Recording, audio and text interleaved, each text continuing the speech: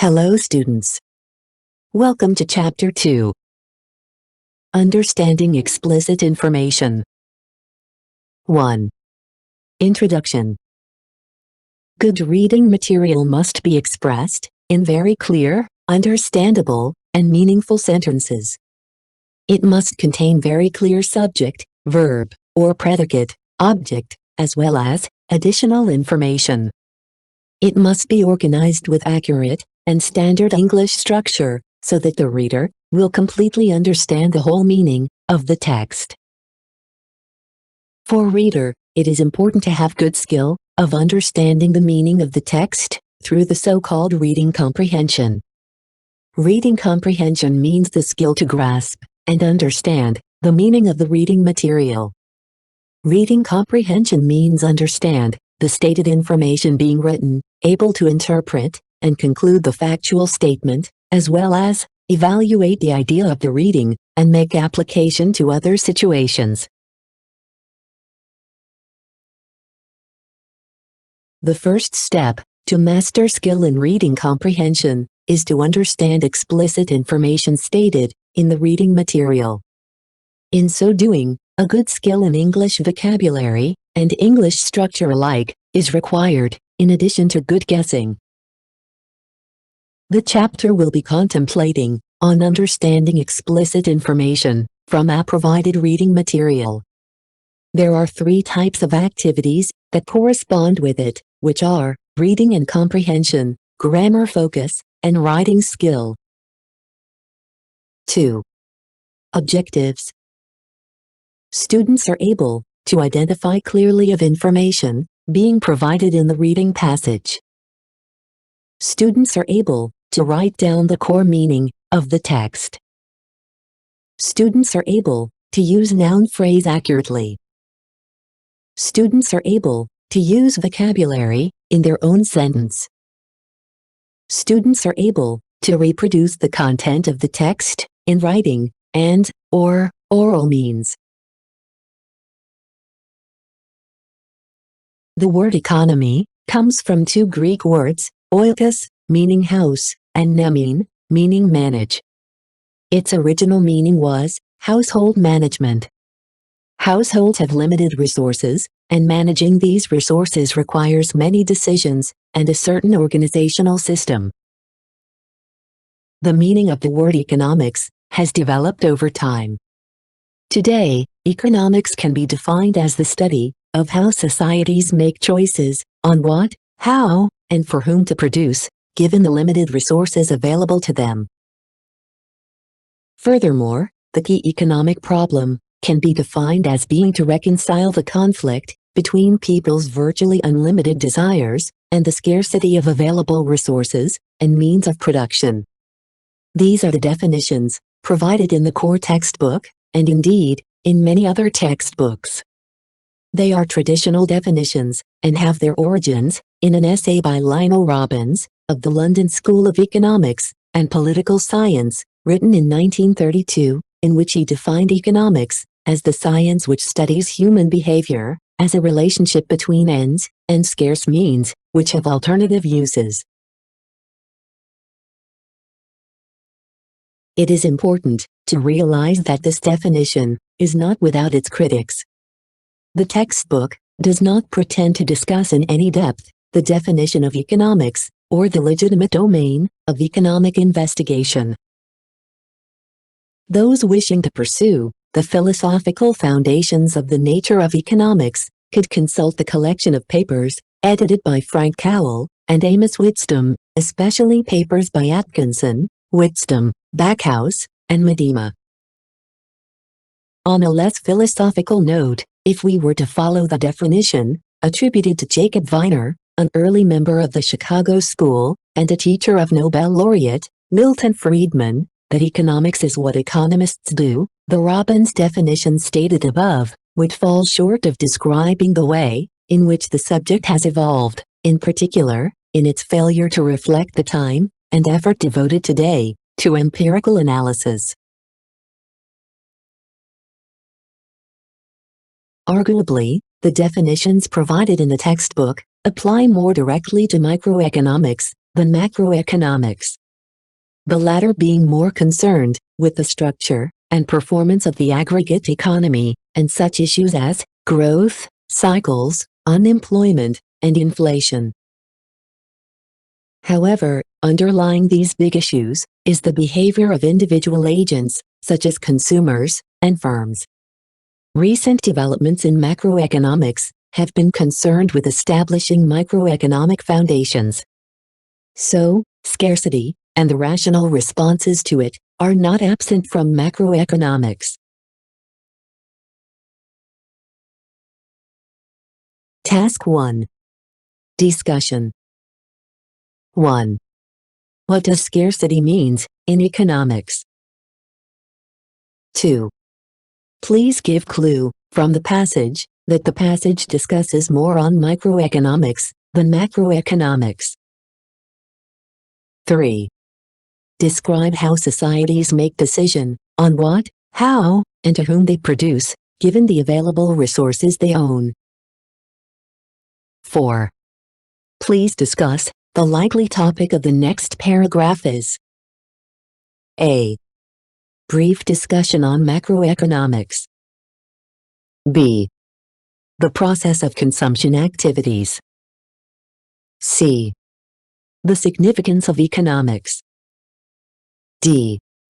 The value in goods and services. Please complete the task. You can pause the video until you finish the task.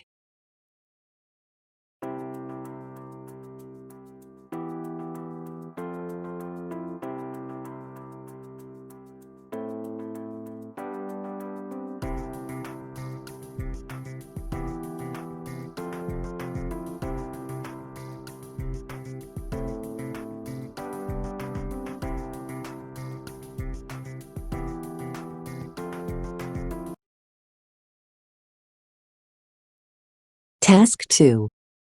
Vocabulary development. Fill the blank spaces of the following sentences with words, or phrases, or verbs, relevant with the above passage. 1. Households have limited and managing these resources. Many decisions and a certain system. 2. Recent developments in have been concerned with establishing microeconomic. Please complete the task. You can pause the video until you finish the task.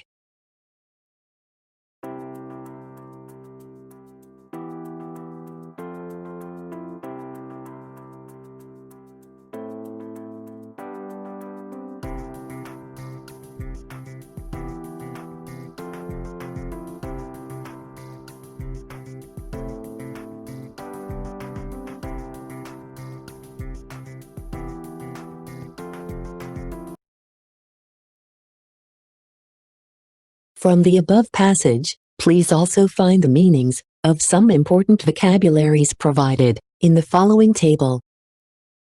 1. Economics. 2. Scarcity. 3. Resources. 4. Reconcile. 5. Unlimited. 6. Aggregate. 7. Desires. 8. Behavior. 9. Consumers. 10. Firms. 11. Attribute. Please complete the task. You can pause the video until you finish the task.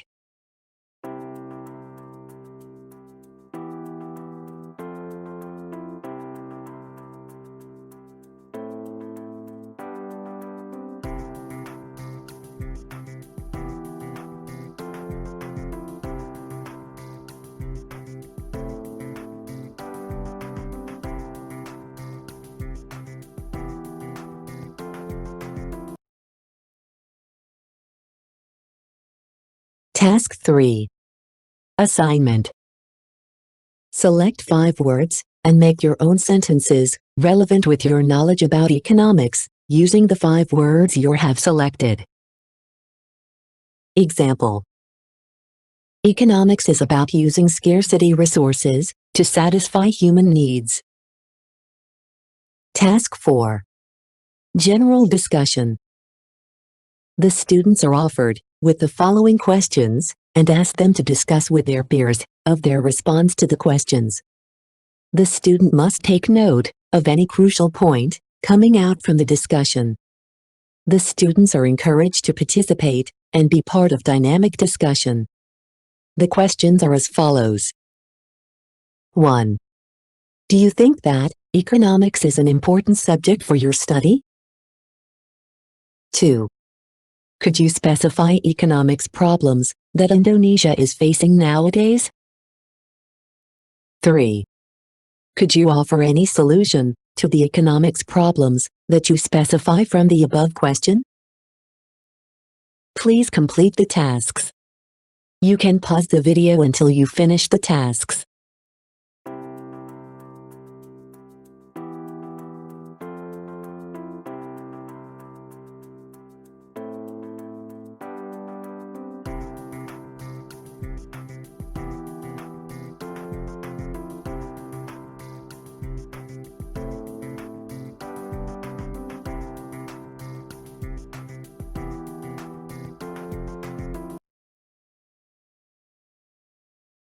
Four.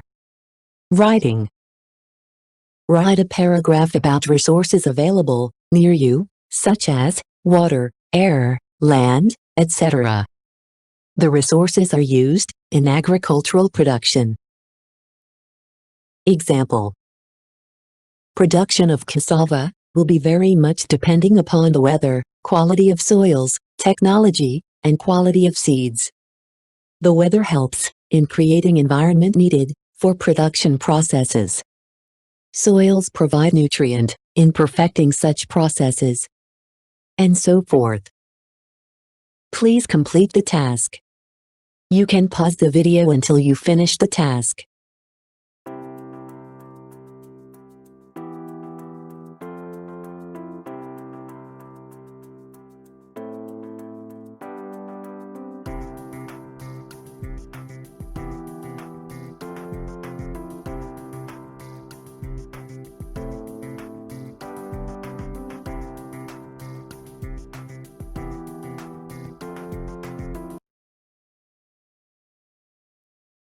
Five. Grammar focus. Several sentences in the previous text are categorized as simple present tense. Every sentence must have a subject and a predicate. This is also true for simple present tense statements. The predicate of simple present tense statements may take either a form of verbal or nonverbal predicate. Examples: A. Sentences with verbal predicates. Please see the following tables. 1. Economics is the study of the use of scarce resources to satisfy unlimited human desire. 2. Production is acts of producing goods and services. 3. We need to understand economics. 4. She learns economics in the Agribusiness department. 5. They learn the use of goods and services for human needs. B. Sentences with nonverbal predicates. Please see the table below. 1. Goods are valued based on their services. 2. Services are intangible. 3. Consumption does not account waste products. 4. Her sister is not an economist. 5. She is a bank analyst. This pattern is usually to express habitual actions or general truth. Well done, students.